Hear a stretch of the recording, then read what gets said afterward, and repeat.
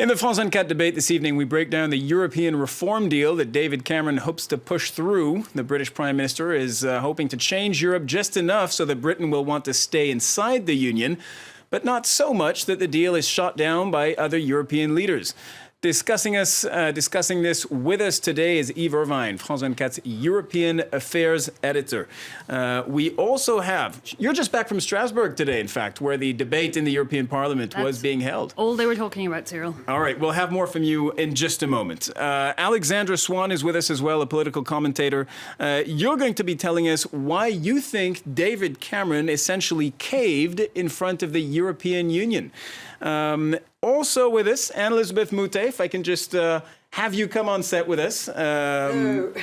Anne-Elisabeth Moutet, France 24 regular, thanks for being with us. Of course, we're going to be interested in hearing your views. You're a columnist for the Sunday Telegraph, so that's going to be interesting. The press has been scathing, parts of the press have been scathing vis-a-vis David Cameron. Also joining us from Bristol is Hadley Roberts, the vice chair of the Bristol Labour Party. We'll want to know how your party is involved in this debate today. We'll hear from Jeremy Corbyn a little later on. Now, the European reform plan was made public yesterday. Here's David Cameron's take on it.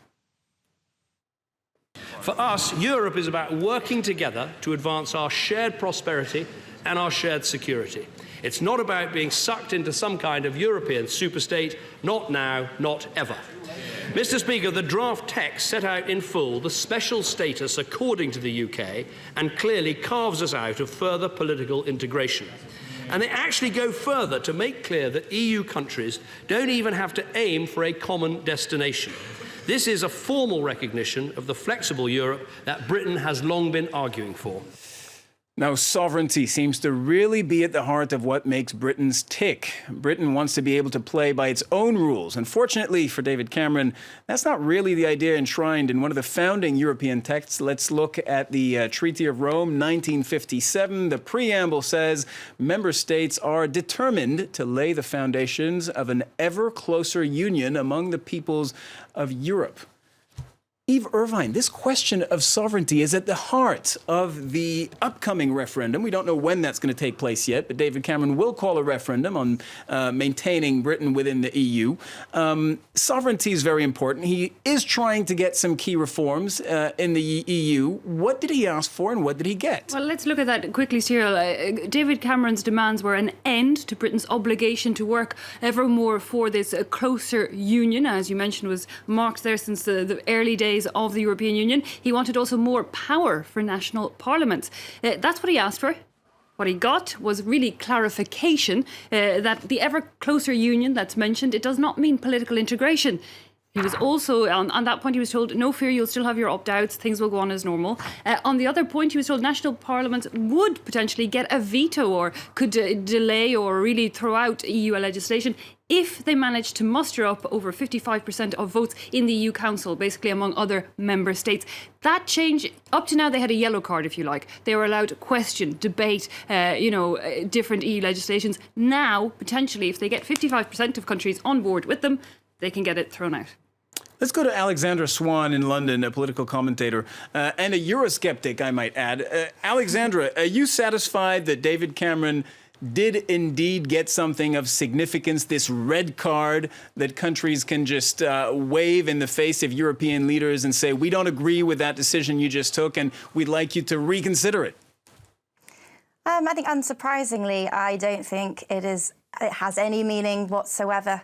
I think it is quite shocking how little Cameron has actually achieved through these proposals. The red card system, it would require over 14 national parliaments to agree within a 12-week period to block a piece of legislation. And even then, it's about subsidiarity, not about blocking legislation full stop.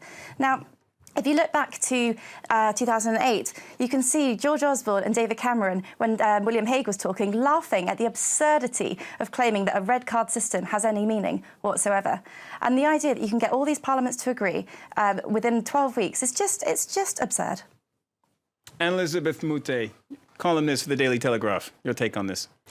I think there is such a thing as a momentum in Europe, in the movement of Europe, so that even if they are told that ever closer union does not mean that you can't have the opt-outs, in effect, it's going to be the 27 members ganging on the 28. So I'm pro-Europe, but I'm sort of more with the skeptics on this one.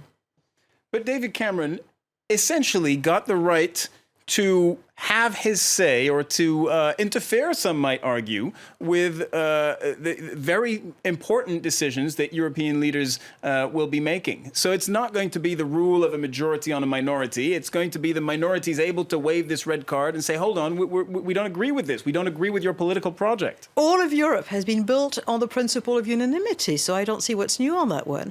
And that's the only way he was going to get in anyway.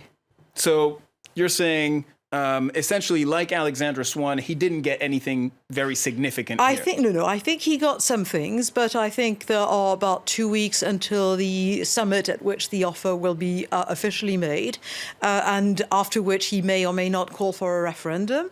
But he would be, he's seen the reception in his country. I think perception is reality in politics. It's something we should never forget on both sides. Right now, Britain is a country that's going towards Brexit. And if let's look at the the latest rest of the poll numbers European on leaders that. do not believe that in itself would be bad enough for Europe, that they should make more concessions, I think they should realise it. Let's back you up with one of the more recent polls on this. 42% of Britons are in favor of Britain leaving the European Union. 38% only in favor of Britain remaining within the EU. It's extraordinary, Elizabeth, how those numbers have changed over the last year, haven't they? It's a complete sort of, it's a reversion, and it's a deep tendency in that you could see the two lines crossing and then going in opposite directions, and that's real political momentum. And there's the feeling, the one thing that really changed people's opinion was, of course, the migrant crisis and the incapacity of Europe to withstand it. You could be very honest and say no continent could withstand this. America doesn't have the same thing, but America cannot really protect its border. Whatever fences you have do not work, and therefore I can see, but all the same, there's a feeling that was emphasised throughout last year with the various crises that Britain is not protected, that a kind of angelic, anti-democratic way of taking decisions, starting with Angela Merkel, unilaterally sort of creating this great big call for migrants in Germany and then imposing them on the entire continent. And that was really something that was seen with dismay and horror in England. And then the seal on this was not so much what happened at Cologne on the night of New Year's Eve, but the fact that it was women being assaulted by migrants, essentially. Yes, more than 600 cases of assault, and then other cities, and then the fact that we now realize that all sorts of instances of this happened in countries like Denmark and Sweden and were underreported. But it was the attempt not to report on this because it would not be politically correct. And the reaction of the British is we're mad as hell and we're not going to take this anymore. And that's a very, very dangerous political situation right now because it's inflamed. One of the reasons why David Cameron wants to call this referendum in June is that predictions are there will be, of course, more migrants on the seas when the weather is good and there's sun and it's not, the seas are not so choppy. So the summer of 2016 is going to be a summer of migrants again. He wanted to have the referendum before that. We're going to talk about immigration more specifically. I've seen our France 24 European editor frowning here as she was listening to you. Eve Irvine. Well, just on one or two things, because it's true, this migrant crisis definitely has changed the feelings, at least in the UK, of whether or not they want to be part of the European Union. But we need to remember the UK is not part of Schengen. It's not part of the EU that has these shared borders. So, being in or outside of Europe, it has control of its own borders currently today. And also, they have an opt-out on the migrant situation. They were never obliged to take the quotas of migrants that other EU countries were. And every day, people are saying on the continent that it's the fault of the English for not taking in the migrants who are in those shanty towns in places like Calais and in places in Belgium, and that Europe is going to force Britain to take some on. So and to move the border back into Dover. We're looking so at the map of the Schengen that. countries right now. And obviously Britain is not inside it, as Eva Irvine was pointing out, and therefore in a very different position from the Schengen countries with respect to the immigration crisis in Europe. Eve, again, we have to do this of what did David Cameron want and what did he get, this time in terms of immigration, because that's been, and right after that we'll go to London and Bristol, and that's been one of the hot topics, of course. And definitely in Strasbourg over the last 2 days among lawmakers there in the European Parliament, I think this was really what they felt was pretty much the main issue for a lot of people in the UK. Let's look quickly then at what he asked for. David Cameron wanted the right to stop benefits. Let's make this clear. He wanted to stop in-work benefits, social welfare payments for those with jobs to EU migrants in Britain, so non-Britons working in the EU. He wanted to stop that for 4 years to basically reduce government social welfare. So if, for instance, you're Polish or you're Romanian, because let's not kid ourselves, those are the people who are really targeted. The vast majority are the Polish. And you come to work in London or elsewhere in the UK, David Cameron would like those people not to get any welfare payments for 4 years. After 4 years of employment, while their British equivalent would be getting them, obviously. And they are paying into the tax system and all of this. What he got out of that, he got a possible emergency brake system. This is complicated in a way, but not really. It would allow a member state apply to Brussels, call the Commission and say, hang on, there's too many people from outside our country arriving here. And there's lots of pull factors. There's better minimum wage. There's perhaps better social welfare payments. So there could be pull factors that would see people move. They can pull a brake, which would allow them to limit, restrict, perhaps even stop welfare benefits for up to 4 years. But Brussels was asking that this would be gradual, that after a year or two they would start receiving some benefits. This decision currently, as the 16-page draft puts it, would have to be validated by the Council. That is the 28 member states of the European Union. We don't yet know. It would have to be validated by a majority, by a simple majority. So David Cameron wouldn't be able to pull the emergency brake, as it's called, immediately and on his own. He'd have to get a green light. Even now, Brussels has more or less accepted that the current pieces are in place that he would legitimately be allowed to declare emergency brake system needed. But if that was to happen now, it would take nearly 18 months before it would be put into place. Hadley Roberts is in Bristol. Hadley Roberts of the Labour Party. How do you feel this is going down right now? Let's start with just your constituency, this whole debate. Well, in Bristol, it'll be no surprise that we're generally very pro-European. We're a city that bases many jobs on Airbus, a key Anglo-French endeavour. There's lots of migrants, lots of young people, lots of very educated people. But it's no surprise that, having heard some of the Eurosceptic comments earlier, that they are not happy with the renegotiations. I'll agree with them up to the point that it's a rather sorry predicament we're in, where we're facing a potential referendum in a few months, but the details of the negotiations and the text still haven't been agreed. But Mr. Cameron always likes working to a very, very tight deadline. The difference between the Europhobic side of the debate, the Leave side, and the Remain side is clearly a question of optimism versus pessimism. The Leave group would have us believe that our situation in Europe is completely dire.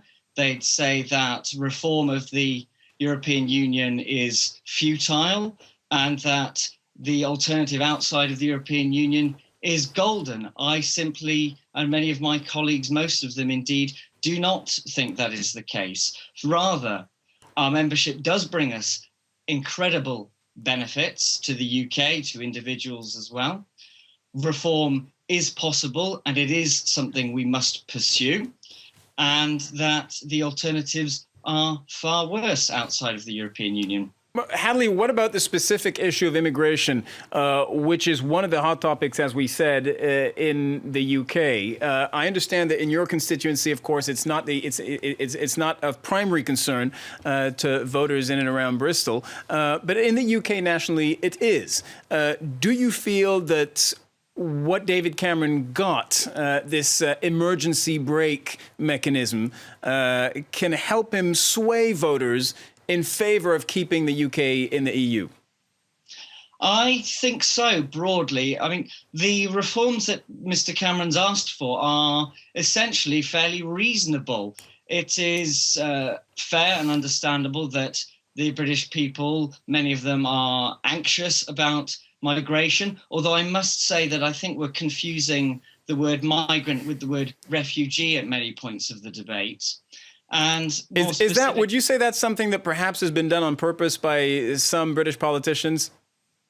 If I were uncharitable, I would say that is certainly a possibility. Well, go ahead. Feel free to be uncharitable. That's what you're here for. I think that many of the current elements in our predicament, our situation, our debate is stemming from a, dare I say, populism on both the left and the right extremes of our politics. Mr. Cameron, unfortunately, has been held hostage by a number of his backbenchers and indeed from external pressures from the UK Independence Party. That's been a cooker that's been boiling for a couple of years now, and we now are approaching crunch time. So migration, on the one hand, we promised in our own manifesto at the election certain controls on immigration because people want to feel like they do have a sense of control. But it's also about respecting people's rights. They are rights not just of individuals, but of the European Union as promised in treaties. Alexandra Swan in London, Conservative commentator, again on this issue of immigration, which has been so key to the political debate in the UK. This time, do you feel that David Cameron did get some significant concessions from Brussels or not?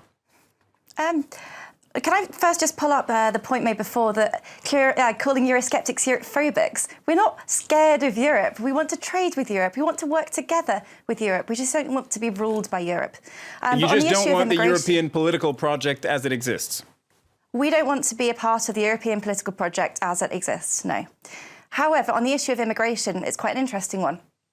Because one of the key issues, I think, that a lot of people, not myself, but many of the British public, one of their biggest issues with the current system is the fact that we do have open-door immigration from Europe. You know, one of the key things which has been called, the key tenets of the European project, which has been called not unconditional, basically we cannot get rid of it. It's one of the cornerstones, is the idea of the free movement of people. So actually, David Cameron's done absolutely nothing on the issue of immigration. And sadly, that is one of the key issues of the UK at the moment. And it's one of the most key felt, and one of the leading issues, I think, that might colour this debate, is the fact that there's nothing on stopping free movement of people from Europe. Alexandra Swan, before we break and go into the second part of the debate, what do you answer to people who say that more money is paid in taxes by immigrants than taken in benefits? In other words, the UK gets money rather than spends money on its immigrant population. I absolutely 100% agree with that. It's a fact and cannot be argued against. It's a fact? Yeah, absolutely. But I've always been pro-immigration. I just think that we should as a nation have control of our borders. That doesn't mean we close them. It just means we can decide and have more control over who does come to the country and who does not. But to say that we pay more in benefits to immigrants is just wrong. All right, Alexandra Swan, we'll get back to that. Very interesting. We'll get back to that in part 2 of the debate. Thank you very much. We take a very short break.